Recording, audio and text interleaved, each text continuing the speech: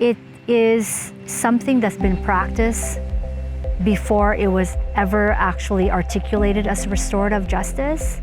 I feel that there's people, Indigenous people all around the world who have been doing restorative justice in various forms, sitting together, gathering, sharing stories, passing knowledge, addressing conflict, negotiating.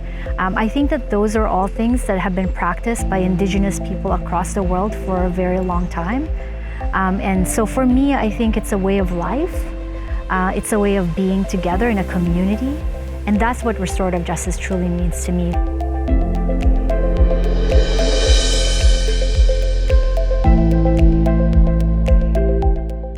My name is Christianne, and I'm the Executive Director of Restorative Justice Association of British Columbia. I'm the first staff member, first Executive Director of the association. Really, it entails overseeing the day-to-day operations of the association.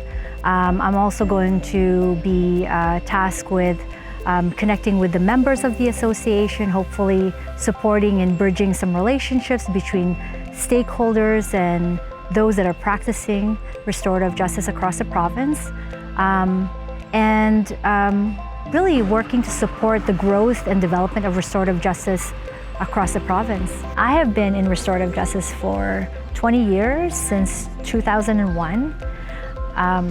And I guess what called me to it is that initially I had a real keen interest in law. I had wanted to follow in the footsteps of my grandfather and my uncle, who were both lawyers in the Philippines.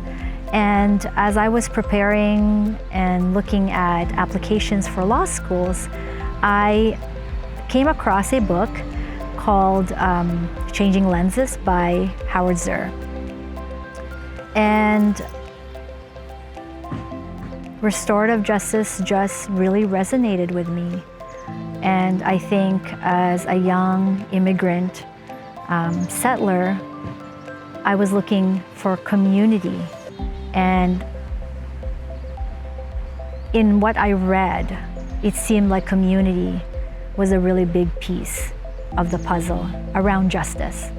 So those two values, one that I was very rooted in, and one that I was seeking, just came together in the way that restorative justice was described. I'm one of the authors for a book called Colorizing Restorative Justice, and it's a book that privileges the perspectives of people of color who do this work, because as much as I am an advocate of restorative justice, as much as I am incredibly passionate about restorative justice, I also think there's still some place where we can grow and develop, and that would be in the place or areas around supporting communities and individuals that are marginalized in our society.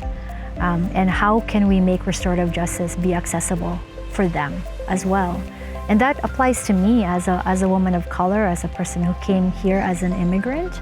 I think that it's important for everyone to have access to safe spaces where the conversations around justice. I think restorative justice, when we approach it as a way of being, we apply it to the way we are in community, the way we are with our neighbors, how we might have conversations at our dinner table with family, how students engage with each other in the classroom, in the playground.